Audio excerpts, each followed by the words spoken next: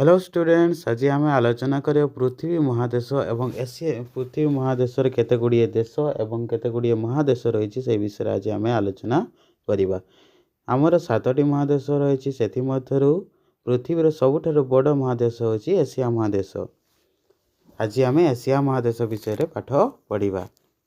प्रथम देख एशिया महादेश क्षेत्रफल जनसंख्या दृष्टि पृथ्वीर बृहत्तम महादेश। ताले एशिया महादेश कहीं आमर पृथ्वीर बृहत्तम महादेश है कहीं यार क्षेत्रफल जनसंख्या बहु परिमाण थी पृथ्वीर बृहत्तम महादेश कहुए। यह 10 डिग्री दक्षिण अक्षांश और 80 डिग्री उत्तर अक्षांश एवं 25 डिग्री पूर्व द्राघिमा एवं 170 डिग्री पश्चिम द्राघिमा मध्य अवस्थित। तेणु यही महादेशर अधिकांश पूर्व गोलार्धरे अवस्थित। एशिया महादेश आफ्रिका सहित स्थलभाग द्वारा संयुक्त थिला, मात्र सुएज केनाल खनन हेबा पर ठारू यह आफ्रिका स्थूल भाग में विच्छिन्न होइछि। ताहले एशिया महादेशटा आगरे आफ्रिका सहित स्थल भाग द्वारा संयुक्त होइतिला। जेतेबेले सुएज केनाल खनन हेबा द्वारा आफ्रिका ठारू स्थल भागर विच्छिन्न हो जाइछि। यह उत्तर में सुमेरु महासागर और पूर्व में प्रशांत महासागर और दक्षिण में भारत महासागर अवस्थित। दक्षिण पश्चिम रे आफ्रिका महादेश एवं पश्चिम रे यूरोप महादेश अवस्थित। तापर जानिबा प्राकृतिक विभाग। भू प्रकृति अनुसार एशिया महादेशर केन्द्रांचल में पर्वतमाला और दक्षिण में मालभूमि एवं नदी उपत्यका और उपकूलवर्ती अंचल समतल भूमि देखा जाए। तार समतल भूमि कौ कौ जगह देखा जाए? एशिया महादेशर केन्द्रांचल पर्वतमाला और दक्षिण में मालभूमि एवं नदी उपत्यका और उपकूलवर्ती अंचल समतल भूमि देखा जाए। तापर देख यही महादेशर केन्द्र भाग अवस्थित पामीर मालभूमि पृथ्वीर उच्चतम मालभूमि। तेणु यह पृथ्वीर छात बोली कहुए। यह पामीर ग्रंथि कहुए। ताहले परीक्षार तुम सब बड़े पड़ी थाए जो पृथ्वीर छात क्या कहुए बा पामीर ग्रंथि क्या कहुए। तार उत्तर किस हो? पामीर मालभूमि को पृथ्वीर छात बोली कहुए बा पामीर ग्रंथि कहुए। यह पृथ्वीर सबुठार उच्चतम मालभूमि अटे, कारण एथिरु भितर को तिएनशान, अल्टाई, स्तानभेई प्रभृति पर्वतमाला और उत्तर पूर्व को काराकोरम और क्यूलोन पर्वतमाला, पूर्व को हिमालय पर्वतमाला एवं दक्षिण पश्चिम को हिंदुकुश पर्वतमाला विस्तृत हो रही। पृथ्वीर सर्वोच्च शृंग गुड़िक मध्य एवरेस्ट शृंग हिमालय पर्वत एवं K2 किंबा गॉडविन ऑस्टिन काराकोरम पर्वत उपरे अवस्थित। पृथ्वीर सर्वोच्च शृंग गुड़िक मध्य सबुठ बड़ शृंग किटा? एवरेस्ट शृंग। यह हिमालय पर्वत अवस्थित एवं यह K2 किंबा गॉडविन ऑस्टिन काराकोरम पर्वत उपरे अवस्थित। तापर नदी विषय जानिबा। एशिया महादेश नदी विषय जानिबा। अनेक नदी एशिया महादेशर विभिन्न दिगरे प्रभावित होई प्रशांत महासागर, भारत महासागर एवं सुमेरु महासागर पड़ी अछि। सेगुड़िक मध्य मुख्य नदी गुड़िक हेले सिंधु, गंगा, ब्रह्मपुत्र, इरावती, मेकंग, सालुइन, ह्यांगहो, यासिकियांग, ओब, इनिसी, लेना, यूफ्रेटिस, टाइग्रिस, महानदी, गोदावरी, कृष्णा, कावेरी इत्यादि। अधिकांश नदी गुड़िकर उपत्यका और त्रिकोणभूमि अंचल शैष्य श्यामला और घन जनबसति पूर्ण।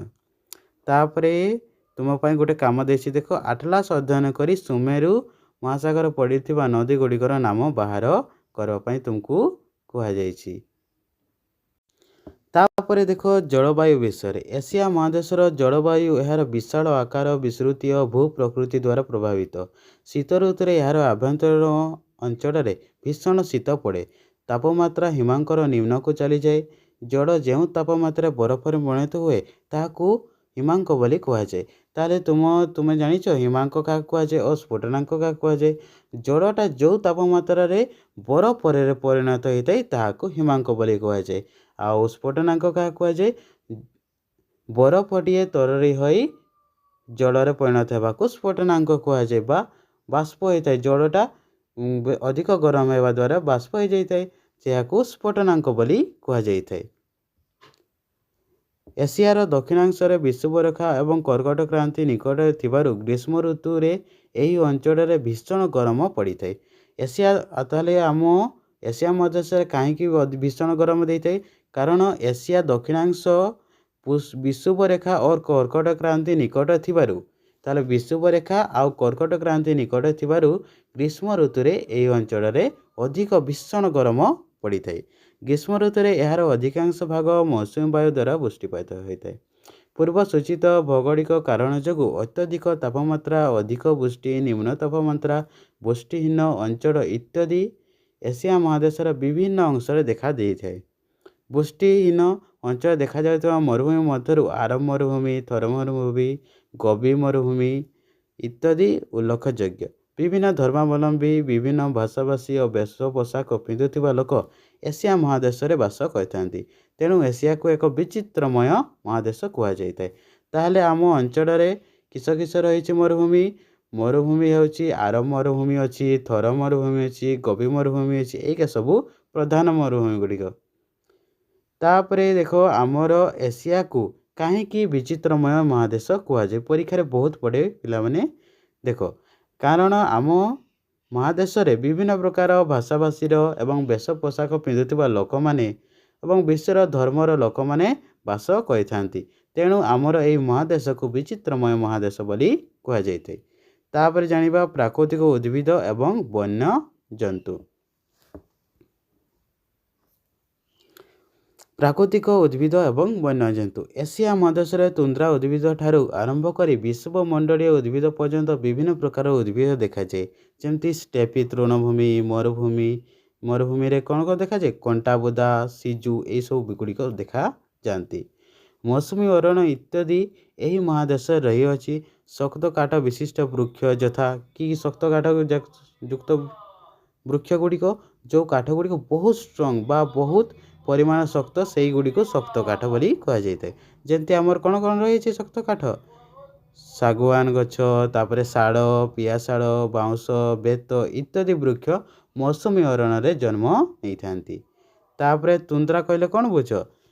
ତୁନ୍ଦ୍ରା ହେଉଛି ଉତ୍ତର ମେରୁ ନିକଟବର୍ତ୍ତୀ ଅଞ୍ଚଳ ଯେଉଁଠାରେ ଭୀଷଣ ଥଣ୍ଡା ପଡ଼ିଥାଏ ଓ ଅଧିକାଂଶ ସମୟ ବରଫାଚ୍ଛନ୍ନ ରହେ, ତାହାକୁ ତୁନ୍ଦ୍ରାଞ୍ଚଳ କୁହାଯାଏ। ତାହେଲେ ତୁନ୍ଦ୍ରାଞ୍ଚଳ କାହାକୁ କୁହାଯାଏ?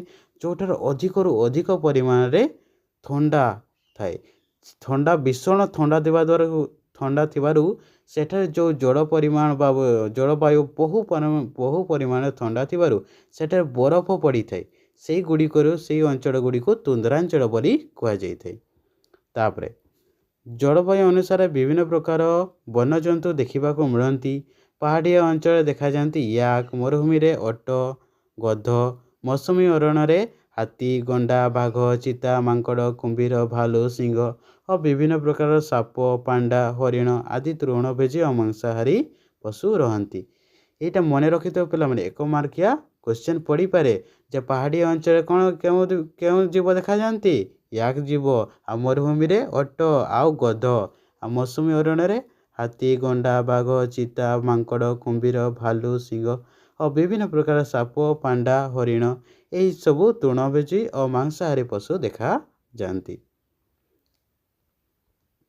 ତାପରେ ଦେଖ, ତୁନ୍ଦ୍ରାଞ୍ଚଳରେ କ'ଣ କ'ଣ ଦେଖାଯାଆନ୍ତି? ବଲଗା ହରିଣ, କାର୍ବ୍ୟ, ଧଳା ଭାଲୁ ପରି ଲୋମଶ ପ୍ରାଣୀ ଦେଖାଯାଆନ୍ତି। ତୃଣଭୂମି ଅଞ୍ଚଳରେ ହରିଣ, ବାଘ, ଟାଇଗା ଅଞ୍ଚଳରେ ମିଗ୍ ଓ କୋକିଶିଆଳି ଆଦି ଲୋମଶ ପ୍ରାଣୀ ବାସ କରିଥାନ୍ତି। ତାହେଲେ ତୁନ୍ଦ୍ରାଞ୍ଚଳ ମାନେ ତୁମେ ଜାଣିଛ, ତୁନ୍ଦ୍ରାଞ୍ଚଳ ମାନେ ହେଉଛି ଯେଉଁଠାରେ ଅଧିକରୁ ଅଧିକ ପରିମାଣ ଭୀଷଣ ଥଣ୍ଡା ହେଇଥାଏ, ସେହି ଅଞ୍ଚଳକୁ ତୁନ୍ଦ୍ରାଞ୍ଚଳ କୁହାଯାଏ। ତାହେଲେ ତୁନ୍ଦ୍ରାଞ୍ଚଳ ରହିବା ପାଇଁ ନିହାତି ତାଙ୍କ ପାଖରେ ଲୋମଶ ଥିବା ଦରକାର, ନହେଲେ ସେ ଥଣ୍ଡାରେ ମରିଯିବେ। ତେଣୁ ସେଠି ଯେଉଁ ଲୋମଶ ଯୁକ୍ତ ପ୍ରାଣୀମାନେ ରହିଛନ୍ତି, ଯେମିତି ବଲଗା ହରିଣ, କାର୍ବ୍ୟ, ଧଳା ଭାଲୁ, ତାପରେ ହରିଣ, ବାଘ, ଟାଇଗା, ମିଗ୍, ତାପରେ କୋକିଶିଆଳି ଏହିସବୁ ପ୍ରାଣୀମାନେ ବାସ କରିଥାନ୍ତି। ତାପରେ ଦେଖ, ସହର ବିଷୟରେ ପାଠ ପଢ଼ିବା। ତାହେଲେ ଏସିଆ ମହାଦେଶରେ କେଉଁ କେଉଁ ସହର ରହିଛି? Tokyo, Beijing, Singapore, Delhi, Baghdad, Islamabad, Bangkok, Seoul, Kabul, Tashkent, Tehran, Tel Aviv, Colombo, Beirut, Dhaka, Yangon ଆଦି ଏସିଆ ମହାଦେଶର ମୁଖ୍ୟ ସହର ଅଟେ। ଯେଉଁ ମୁଖ୍ୟ ସହର ଗୁଡ଼ିକର ରାଜଧାନୀ ନୁହନ୍ତି, ସେଗୁଡ଼ିକୁ ଆଟଲାସରୁ ବାହାର କର ଓ ସେଗୁଡ଼ିକ କେଉଁ କେଉଁ ଦେଶରେ ଅବସ୍ଥିତ ଲେଖ। ତାହେଲେ ଆମର ଏହିସବୁ ଗୁଡ଼ିକ ଆମର ମୁଖ୍ୟ ସହର ଗୁଡ଼ିକ ରହିଛି ହେଲା। ଆଉ ଯେଉଁଗୁଡ଼ି ଏଇ ମୁଖ୍ୟ ସହର ଗୁଡ଼ିକର ରାଜଧାନୀ ତୁମ ଆଟଲାସରୁ ଖୋଜିବ ଏବଂ ବାହାର କରି ଡେସ୍କ୍ରିପସନ୍ ବକ୍ସରେ କମେଣ୍ଟ ବକ୍ସରେ ଲେଖିକରି ମୋତେ ପଠାଇବ। ତାପରେ ତାଙ୍କ ଜୀବନଯାପନ ପ୍ରଣାଳୀ ଦ୍ୱାରା ଜାଣିବା। ତାହେଲେ ଏସିଆ ମହାଦେଶର ଜୀବନଯାପନ ପ୍ରଣାଳୀ କିପରି ସେଇ ବିଷୟରେ ଦେଖ। ଏସିଆ ମହାଦେଶର ଅଧିକାଂଶ ଅଧିବାସୀ କୃଷିଜୀବୀ, ମାନେ ଏସିଆ ମହାଦେଶର ଅଧିକାଂଶ ଲୋକ ଚାଷ କରିବା ପାଇଁ ଭଲ ପାଆନ୍ତି। କେତେକ ମଧ୍ୟ ଯାଯାବର ଜୀବନଯାପନ କରନ୍ତି, ମାନେ ଗୋଟିଏ ଜାଗାରୁ ଅନ୍ୟ ଜାଗାକୁ ଯାଇଥାନ୍ତି। ନିଜର ଗୃହପାଳିତ ପଶୁମାନଙ୍କ ସହ ଗୋଟିଏ ସ୍ଥାନରୁ ଅନ୍ୟ ସ୍ଥାନକୁ ଋତୁ ଅନୁସାରେ ଗମନ କରନ୍ତି। ଗ୍ରୀଷ୍ମ ଋତୁରେ କୌଣସି ଜାଗାରେ ରହିବେ, ଆଉ ବର୍ଷା ଋତୁରେ ସେମିତି ପ୍ରତ୍ୟେକ ଋତୁରେ ସେ କୌଣସି ଗୋଟିଏ ସ୍ଥାନରୁ ଅନ୍ୟ ସ୍ଥାନକୁ ଯାଇଥାନ୍ତି। ଶିଳ୍ପ, ବାଣିଜ୍ୟ, ଖଣି ଖନନ, ଶିକ୍ଷା, ଗମନାଗମନ, ଚିକିତ୍ସା ଆଦି କ୍ଷେତ୍ରରେ ଅନେକ ଲୋକ କାମ କରିଥାନ୍ତି। ଧନ୍ୟବାଦ ପିଲାମାନେ ଭିଡ଼ିଓଟିକୁ ପୁରା ଦେଖିଥିବାରୁ। ଏବଂ କାଲି ଆମେ ଏହି ଏସିଆ ମହାଦେଶର ପ୍ରଶ୍ନ ଉତ୍ତର ଗୁଡ଼ିକ ଆଲୋଚନା କରିବା। ଭିଡ଼ିଓଟିଏ ଭଲ ଲାଗିଥିଲେ ଭିଡ଼ିଓଟିକୁ ଲାଇକ୍ କରିଦିଅନ୍ତୁ ଏବଂ ଆମ ଚ୍ୟାନେଲକୁ ସବସ୍କ୍ରାଇବ୍ କରିଦିଅନ୍ତୁ, ଯାହାଦ୍ୱାରା ମୁଁ ଆପଣଙ୍କୁ ନୂଆ ପ୍ରକାରର ଭିଡ଼ିଓ ଦେଇପାରିବି।